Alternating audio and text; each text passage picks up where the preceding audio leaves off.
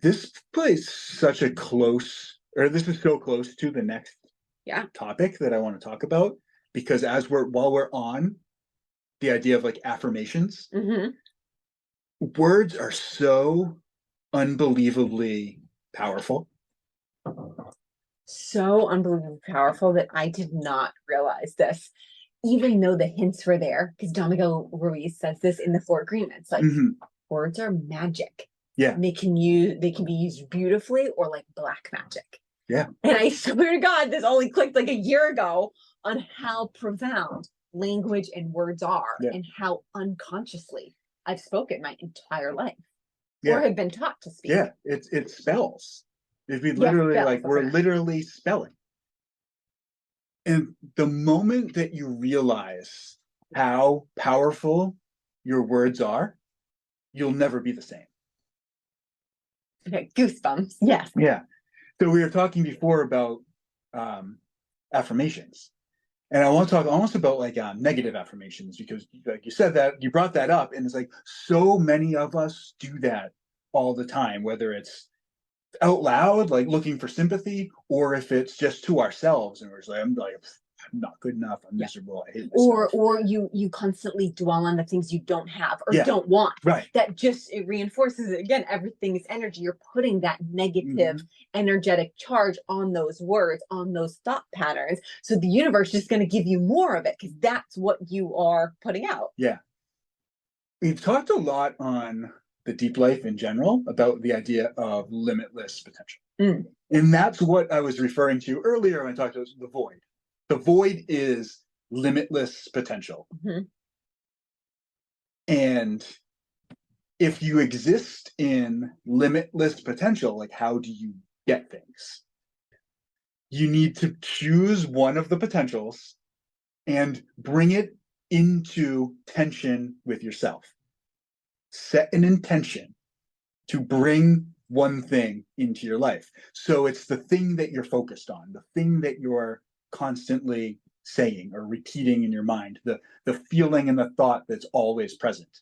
So if you always have a negative thought or negative like dialogue present in your mind, you're bringing negative possibilities into tension with yourself and bringing them into this holographic material world that we live in. So our words are so unbelievably powerful.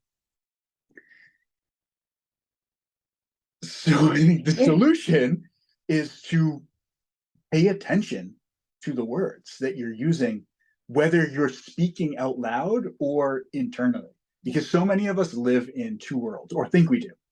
And we have like our inner world and our outer world. And we're like taught at a young age. Like I know something I heard when I was a kid. It's like you'd be like angry, your kid will say something. A little kid will say something inappropriate, and like, say the dark thing. And like a teacher or parent or aunt or uncle or somebody will be like, you can think that, but don't say it. And we act like they're two different things. But there's no difference. The only difference is like somebody's not going to hear you say it. But if we have this inner dialogue, it's not immediate. We're not instantly manifesting. Most of us aren't instantly manifesting things in our life. So we have a conversation in our mind with ourselves about our life.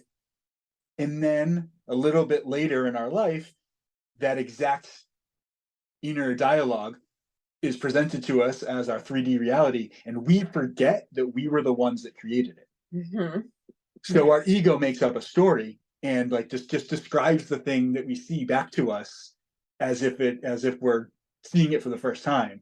And we like, this is the story that I was saying before, that like our ego has the story of our past because it's on the forefront of everything, watching what's happening and telling us about it before we realize that we created.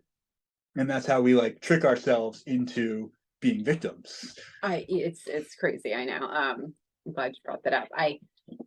The biggest shift with understanding words came from Peter Crone when he said that words are creative, not descriptive. So we think, you know, we're describing something. Yes. We're actually creating it. The word, what does the Bible say? In the beginning was the word. Exactly. Yeah. Like that is how creation began. It was spoken into existence. Yeah. Creation. You create from your voice, from your words. Yeah. So this was holy shit. Yeah. I was like, whoa, okay. I felt very in my Elise victim in a second, like, oh my God, what was me? But then it was like, nope, holy crap, this makes me powerful. I am a creator. I'm co-creating the universe and I'm creating the reality that I'm living in right now. I'm gonna begin consciously speaking to myself, to you. I'm going to pick really carefully the words that I use. We've been doing that. Like if you guys have been listening to us, like we eliminated the word should. No, I've been really trying to reframe no in different cases. Like you do it so unconsciously. I'm gonna give like a quick example. Like if someone apologizes to me, oh, I'm sorry to me. No, it's okay. No, Yeah. No. Your intention probably is like, oh, I don't want to make this person feel, but you've just said no to them 5 times. And again, because we all work on subconscious programs, you're just reinforcing a no as in a negative. Yeah. No, if you're saying, would you like an extra piece of bread with breakfast? No. Perfect. I need that to understand if you need no in circumstances in that case is amazing. But when you're saying, no, it's okay. No. That's what we mean by speaking more consciously, understanding your inner dialogue, because that inner dialogue is coming out, but it's also internal. We're talking a lot about words and speaking, but I want to make sure too that words are everywhere. It's what you read. It's what you're watching on TV, on social media. So even though of course we're speaking here, but like you're reading words, you're reading notes that are taken, you're reading books. What are you reading? Are they influencing your mind? I'll give another huge example of, I've talked about this too. I had to stop watching reality TV. We've stopped watching the news. I had to stop watching reality TV. Well, there was so much drama. It was overwhelming. But at that point in my life too, I had such a low self-worth and a very lack mentality that all of the shows that I was watching, all these people had riches, huge mansions, and it just reinforced the fact that I didn't. So what they were speaking, how they were, it's not like they were telling me that I'm poor and that I'm rich, but there was a subconscious belief running in my head that's listening to the words and listening to what they're saying and what they're talking about the millions of dollars on things that was making me feel horrible. Same thing with social media. Like I think I've unfollowed every single celebrity on social media. Some I do follow that are like have good well-being and holistic, but I couldn't keep reinforcing these negative patterns that were bringing low self-esteem, low energetic frequencies into my life. So I've been very conscious. That's how the news works. Yeah. There is so much fear. Really listen to the words and listen to how the news anchors emphasize something. They emphasize the fear or break-in or whatever, or murdered, and it's like you feel it. Yeah. Those words are then creating your reality, even if you're not speaking them, because everything is energy and they've got an energetic charge. So if it's within you, you're going to keep seeing it and you're going to keep hearing it and then you're going to keep speaking it. Yeah. That's such a great point because you get what you tolerate. And I think when you, like, if you just watch things blindly without any awareness of how it's making you feel, you're allowing it and you're getting more and more of it, and it's like, yeah, it's okay, like it's just harmless, it's just TV, it's just fun, it's my guilty pleasure, whatever you use to justify it.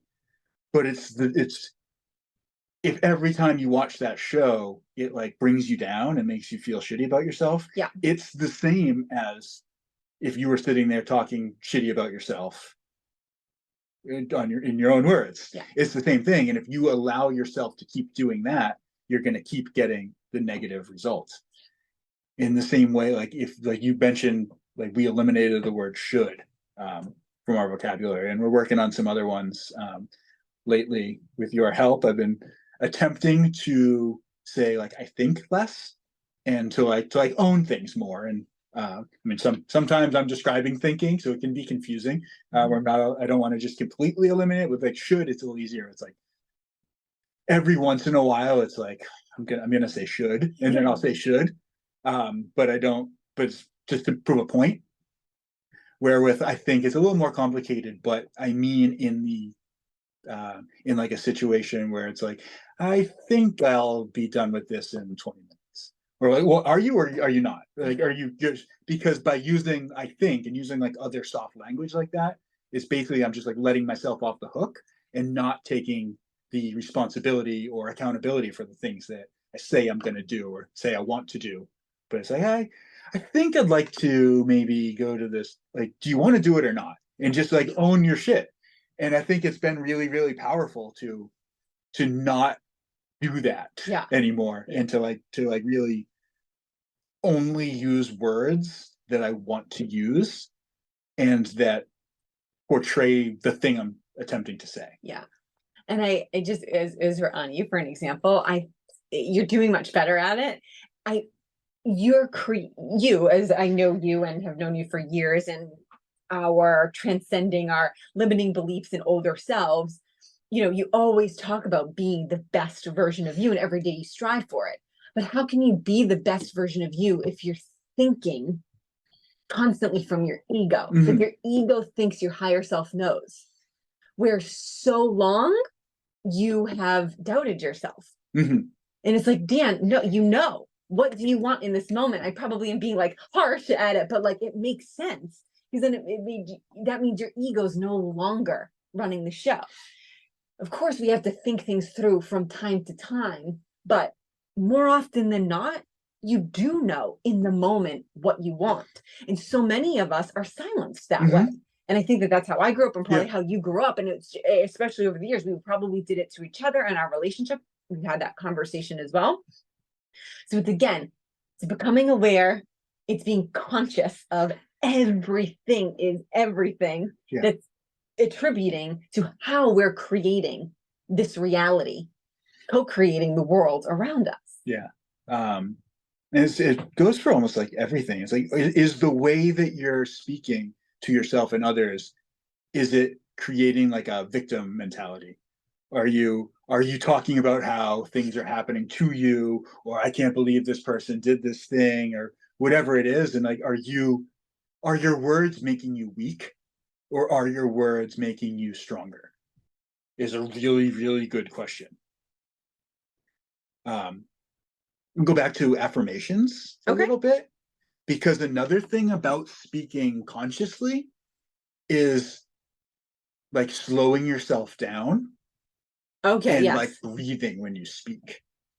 Yeah, well, anybody's watching the video, you can tell sometimes I get on a tangent. You get so excited.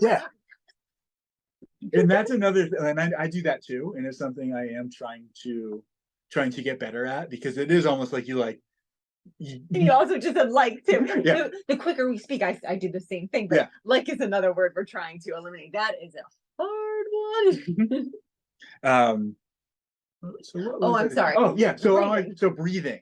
So you were talking before about using like I am affirmations that you don't believe.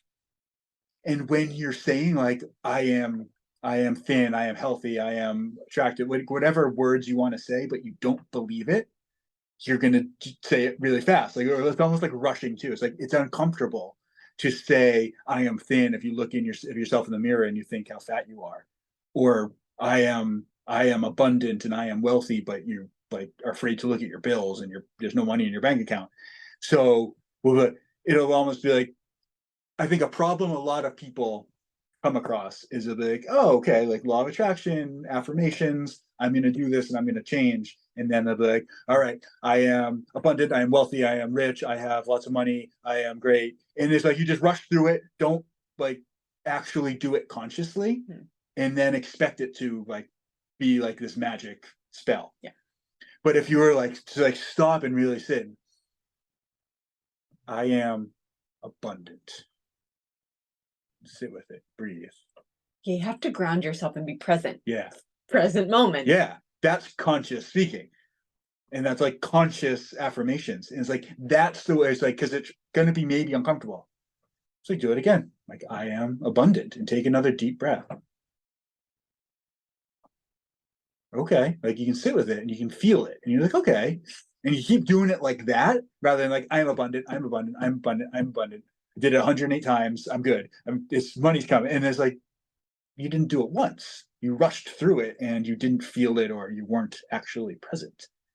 But when you slow down and speak consciously and breathe to like lock it in, then you start to change the whole, like your energetic like frequency signature changes because those words carry a frequency.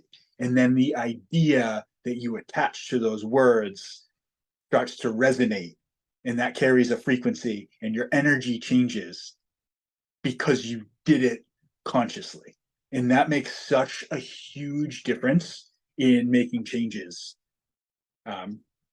Just slowing down and being present.